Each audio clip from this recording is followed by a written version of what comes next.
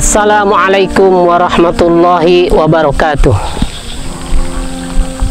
Alhamdulillah, wassalatu wassalamu ala rasulillah wa ala alihi wa sahbihi wa mawalah. Allahumma salli ala Sayyidina Muhammad wa ala ali Sayyidina Muhammad wa barik wa sallim ajma'in, amma ba'. Qala Allah Ta'ala fil Qur'anil Karim, a'udzu billahi minasy syaithanir rajim. Bismillahirrahmanirrahim. Ya ayyuhalladzina amanu kutiba alaikumus siyam kama kutiba alal ladzina min qablikum la'allakum tattaqun. Shadaqallahul azim.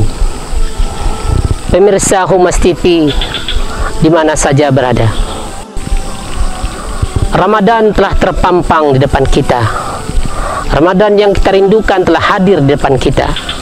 Sebuah bulan yang penuh dengan kemuliaan, sebuah bulan yang penuh dengan keutamaan-keutamaan, di mana setiap amal ibadah yang dilakukan dalam bulan suci Ramadan dibalas oleh Allah dengan balasan yang berlipat ganda, lebih banyak daripada bulan-bulan lainnya. Namun yang perlu kita ketahui, bahwasanya dalam bulan suci Ramadan juga terdapat kerugian-kerugian bagi orang yang menyia-nyiakan kesempatan dalam bulan suci Ramadan. Setidaknya ada beberapa kerugian yang dialami oleh orang yang menghadapi dalam bulan suci Ramadan. Salah satunya adalah orang yang tidak melaksanakan ibadah puasa. Dalam ayat Quran pada awal mukaddimah tadi dijelaskan bahwasanya kewajiban puasa ini adalah sebuah fardu ain yang diwajibkan oleh Allah Subhanahu wa Ta'ala kepada seluruh umat Islam yang balik dan berakal. Akan tapi banyak kita lihat fenomena-fenomena yang terjadi tengah masyarakat kita. Kita lihat di pasar-pasar, begitu banyak umat Islam yang justru tidak melaksanakan ibadah puasa. Maka ini perlu menjadi sorotan dan menjadi peringatan bagi kita. Betapa banyak orang-orang yang tidak mau mengambil keutamaan-keutamaan, betapa banyak orang yang tidak mau mengambil hikmah-hikmah, betapa banyak orang yang tidak mau mengambil kesempatan untuk beribadah dalam bulan puasa tersebut.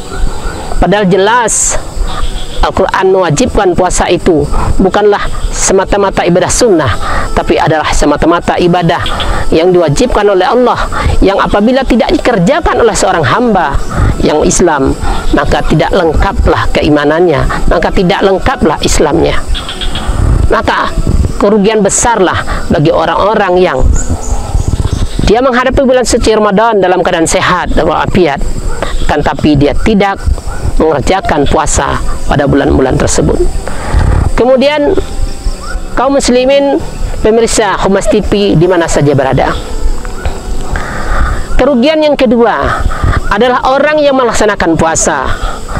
Dia melaksanakan puasa, akan tapi tidak mendapatkan apapun dalam puasa yang dia kerjakan tersebut.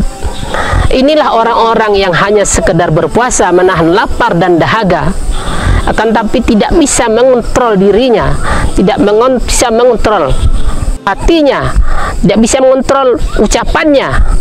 Dia menghibah di sana sini, dia mencaci maki dan sembarangan berkata-kata kotor. Orang-orang ini disebutkan oleh Rasulullah sallallahu alaihi wasallam dalam sabdanya, kam min shaimin laisa lahu ilal ju' wal atas. Betapa banyak orang-orang yang berpuasa akan tapi tidak mendapatkan apa-apa di puasanya, hanyalah mendapatkan haus dan dahaga. Kaum muslimin pemirsa Humas TV yang dimuliakan Allah. Kemudian kerugian yang kedua yang dialami oleh orang Islam dalam bulan puasa adalah yang tidak mengambil keutamaan untuk membaca ayat-ayat Al-Quran. Padahal salah satu amal ibadah yang nilainya sangat tinggi di sisi Allah SWT adalah membaca Al-Quran, di mana dalam pembacaan Al-Quran tersebut satu huruf dibalas oleh Allah dengan 10 kebajikan. Sehingga dalam riwayat hadis Tirmizi dikatakan bahwasanya satu huruf dalam Al-Quran dibalas dengan 10 kebajikan. Jangan kalian sangka satu huruf tersebut alif lam mim satu huruf, akan tapi adalah alif satu huruf, lam satu huruf, mim satu huruf. Demikian luar biasanya padilat keutamaan-keutamaan yang diberikan oleh Allah pada orang yang melaksanakan puasa. Maka rugilah orang yang tidak membaca Al-Quran.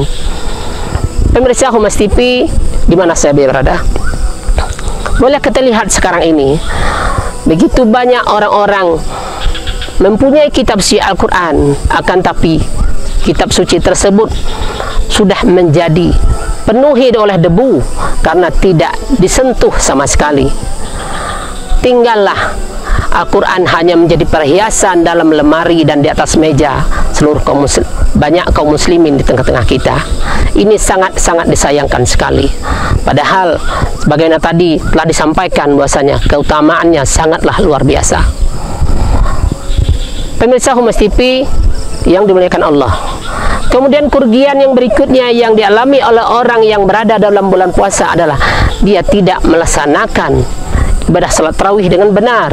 Walaupun salat tarawih tersebut adalah ibadah sunnah, akan tapi satu kerugian bagi orang yang menyanyiakan ibadah yang hanya terdapat dalam bulan Ramadan tersebut. Ibadah salat tarawih tidak dapat pada bulan-bulan lain, hanya terdapat dalam bulan suci Ramadan. Terlepas dari berbagai macam hilafiah di tengah kita, apakah itu tarawihnya 20, apakah itu tarawihnya 8, namun bagaimanapun juga kita harus mengambil keutamaan ini. Kita kerjakan salat tarawih dengan benar sampai selesai. Kenapa orang sekarang enggan melaksanakan salat tarawih? Mungkin salah satunya adalah menganggap itu hanyalah sunnah belaka, ditinggalkan tidak apa-apa. Maka oleh karena itu sekarang kita perlu mendefinisikan sunnah itu sendiri. Dalam definisi klasik, sunat itu diartikan sebagai sebuah perbuatan yang apabila dikerjakan berpahala, apabila tinggalkan tidak berdosa. Maka perlu kita rubah penafsiran ataupun pemahaman kita terhadap sunat tersebut. Sunat adalah sebuah perbuatan yang apabila dikerjakan berpahala besar, apabila tidak dikerjakan maka kita akan rugi. Pemirsa Humas TV di mana saja berada, kemudian kerugian berikutnya adalah betapa banyak orang yang pada hari ini dia tidak berubah polanya, tidak berubah tingkah lakunya pada hari-hari yang lalu. Kalau bulan-bulan yang sebelumnya dia baik, kan tapi pada bulan puasa justru perangainya semakin meningkat, semakin jauh dari Allah. Inilah orang yang bukan hanya merugi, tapi dia adalah orang yang celaka. Maka sebaik-baik orang adalah orang yang hari ini lebih baik pada hari kemarin, kemudian besok harus lebih baik pada hari ini. Inilah mungkin yang dapat saya sampaikan. Mudah-mudahan bisa menjadi pencernaan, bahan renungan bagi kita semuanya dalam rangka untuk meningkatkan ibadah pada Allah Subhanahu wa taala, sehingga kita mendapatkan derajat yang dijanjikan oleh Allah dalam firman-Nya, yakni sebagai orang-orang yang muttaqin. Hadanallahu ayyakum ajma'in. Billahi taufiq wal hidayah. Wassalamualaikum warahmatullahi wabarakatuh.